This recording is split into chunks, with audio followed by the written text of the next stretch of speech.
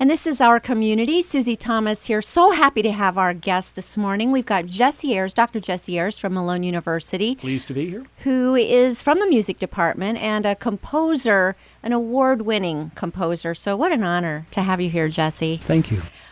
Some of the pieces, I know we're going to be talking about a huge event coming up at Malone soon, but some of the pieces that you've worked on where I know one of them's got audience participation and there have been just a number of things. Could you touch a little bit about some of the works that you've done?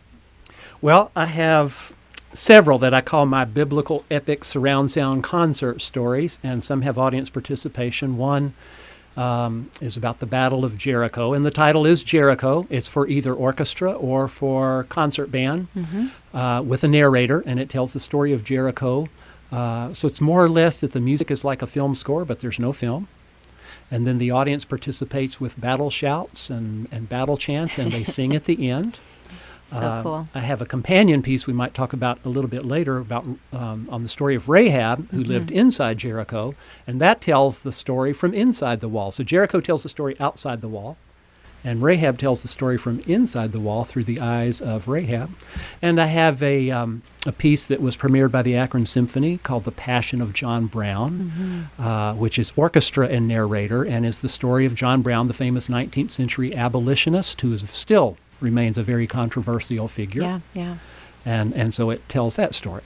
Well, one of the real benefits of living in a college town, I will say, is the amazing events that they bring to us, right to our doorstep. And you have got one of those coming up, an amazing, brand new event, don't you? Tell us a little bit about this. We do. October 8th through 10th, Malone University Department of Music is hosting actually two concurrent events intertwined. One is the National Conference of the Christian Fellowship of Art Music Composers, and this will be a conference with composers coming from around the country. I know of three coming from Los Angeles, I know of one coming from southern Mississippi, one in from New Jersey, and I've lost count of where some coming in from Indiana, from all over. And along with that, we are presenting a new music concert series, and this will be 5 concerts in 3 days, all presenting not just the works of living composers, but of our members. And so at each one of these concerts, the composers will be sitting in the audience, and each concert will be immediately followed by a question and answer period, so the audience will have a chance to ask questions of the composers. Tell us a little bit about this organization. How did all these Christian composers get together, find each other, and form an organization? Well, this is the 21st year of the organization. Wow. It was started by Mark Hidgley, who used to teach composition at Houghton College in New York, and he's a dean somewhere now. Is still active as a composer. And we have about 100 members, and as the name says, it's of art music composers, as opposed to people who write worship choruses or write for, praise bands. So these are people. Art music essentially means modern classical music, and so it's people who write for symphony orchestras, people who write art songs, they write piano sonatas, string quartets, that type of music. It's music with a good bit of depth to it, and takes a good bit of training. And the more you listen to it, I think the more you become appreciative of it. Is that the case? Your ears become a little more grown up, can I say? I think that's true of most endeavors in life. The more you know about it, and in our business, sometimes we'll have people say, well, I don't know much about music, but. Right. And it's, but I know what I like. Yeah, but the more you become familiar with it, there's a lot of depth. So, and if you, sometimes somebody will say, well, I heard a piece once and I didn't like it. Well, I've heard a lot of pieces I didn't like, but I've heard a lot of pieces that I really do like. And so there's a wide variety, and it's just like reading books or novels. Do you want to read Marvel comic books, or do you want to pick up a novel that has a lot more depth and challenges your thinking? So there, you have to become familiar, but the more you do it, the more you understand, and the more you learn, and the more you like. And this is modern classical. Is there a trend in the newer classical type of music to go for discord or these kinds of things? It sounds like there seems to be a newer sound that has more discord, and I'm looking at the expression on your face and you disagree, so correct me. Educate me here.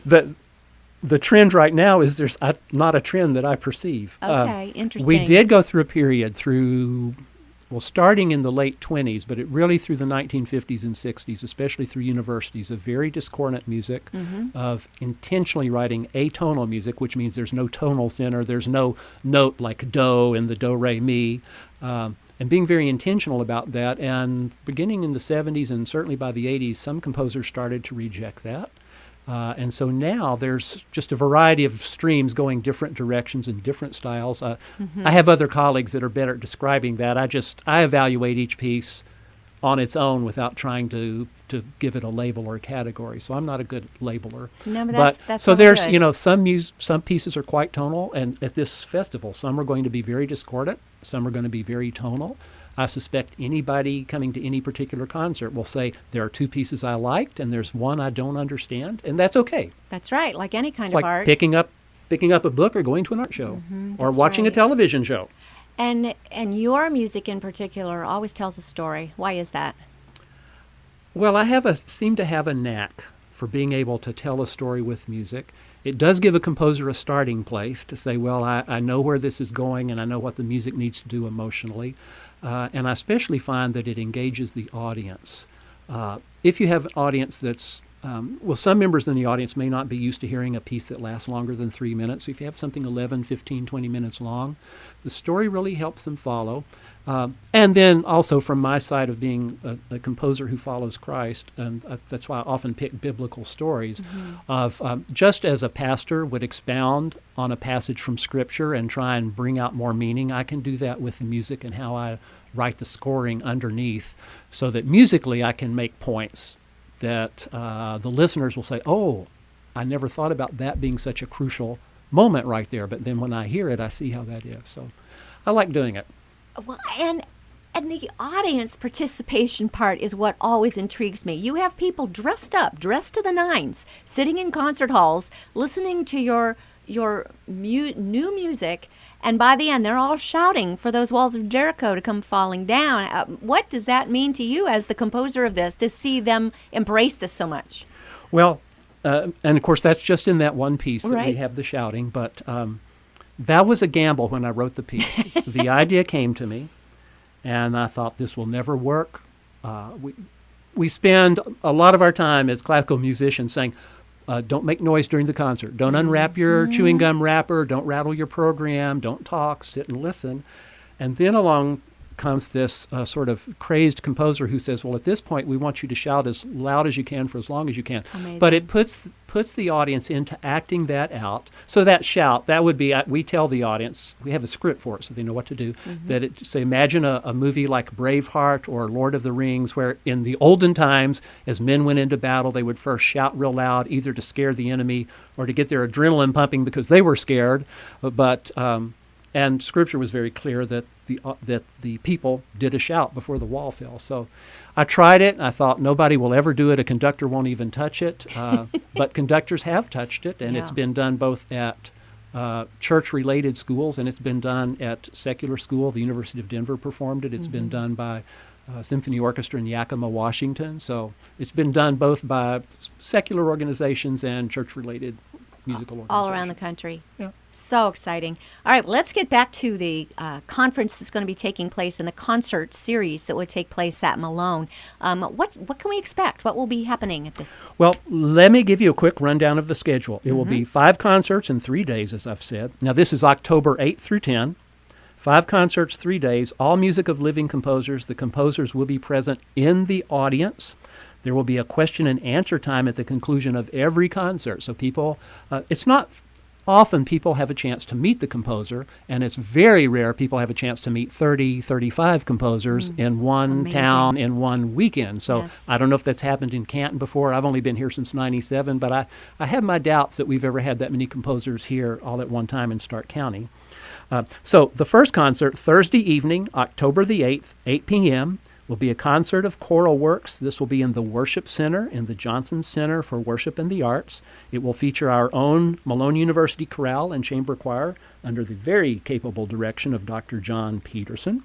So that's Thursday evening, October 8th, 8 p.m., choral works in the Worship Center. The next morning, Friday morning, October 9th, 11 a.m., in the Stewart Room of the Randall Campus Center, we will have a concert of works for solo voice. These performances will mostly be by our Malone vocal students. We are very blessed right now to have some outstanding voice students. We'll also be joined by Charles Spencer, who is an area professional on one of the songs. So that's Friday morning, October 9th at 11. That evening, October 9th at 7:30, is a concert of chamber works. And so these chamber works are unusual assortments. We have a duet for violin and cello, a trio for flute, piano, and percussion, a woodwind quintet. There will be an appearance by the Indiana Wesleyan Ensemble. A little later in the program, I think we're going to be joined by William Vollinger, who has a piece on this called Tweets, and we'll wait and let him tell us. It's a very unique and unusual piece that I just really like. And being a proud papa, I will mention that on that concert will be a woodwind quintet by my son, Michael Ayers, who's just finished up at Malone, and he wrote a very, very good woodwind quintet. We're going to perform that. So that's Friday evening, October 9th. Coming into the last day, Saturday morning, October the 10th, 11 a.m., a concert of works for solo instrument. And this will be back in the Stewart Room in the Randall Campus Center. I think I forgot to mention that Friday night concert is in the chapel in the Johnson Center. So Saturday morning in the Stewart Room, concert of works for solo instrument. Performers will be various local and visiting professionals. Included in this will be a work by David Canfield, who will be joining us in a little bit. A few minutes. And also by a current Malone student, Seth Kenyon, has a work for solo piano. And a one-of-a-kind instrument, we will have a work on a vibe marimba. There's only one of these in the world. It was invented and designed by the composer, percussionist, who will be playing, Mark Woolridge, who's on the faculty at Indiana Wesleyan. And so if you've never seen a vibe marimba, here is your chance to come see one and hear what it sounds like. So the composer had an idea, and yet he said, there is no instrument to play my music. So he had to then invent the music. Well, he had an idea for an instrument. He invented it, and then he started composing and then, for it. Because which comes first, the composition or the instrument? The instrument. Okay. And I heard this instrument. He demonstrated it in a prototype a few years ago at one of these conferences, so I've heard it only once in my lifetime. So there's your one-in-a-lifetime chance, folks. Saturday morning, 10 a.m., Saturday morning, October 10th at 11 a.m. in the Stewart Room. Then Saturday evening is our closing gala concert, and these will be works for concert band. This will be back in the Worship Center in the Johnson Center. Our guest ensemble will be the Valparaiso University Chamber Concert Band. They're conducted by Dr. Jeffrey Scott Dobler. Dr. Dobler is a past president of Indiana Music Educators Association, and he is the past president of the Indiana Bandmasters Association. He's very good, and he's very well recognized, especially in his home state of Indiana, but around the country. He does clinics all over. And so this will be work of a concert of band works. The last work on this concert will be my piece, Rahab, we mentioned a minute ago. It is one of my biblical epic surround sound concert stories. It will feature our own Cynthia Volschlager, who is Malone's vocal coordinator in the music department. She will be singing the role of Rahab. I really wrote it with her in mind, so now she gets to do it with the band. It's the first time this piece has been done in Canton. It has been performed in Indiana and in Iowa. And has Cynthia ever performed the role of Rahab before? She has performed it in a vocal piano version we did for the McDowell Club here in Canton. And then we did a recording in our studio that she was on. So she's only performed it once live. So all these concerts are free and open to the public. So good. Wow. Okay, Jesse, the dates again, October 8th, 9th, and 10th, taking place at Malone University. We are going to be speaking with a couple other of the composers that will be joining us, David Canfield and William Vollinger. Am I pronouncing that right? That's correct. And they'll be joining us in just a few minutes. We're going to take a little bit of a break here. But in the meantime, I'm Susie Thomas, and you're listening to Our Community.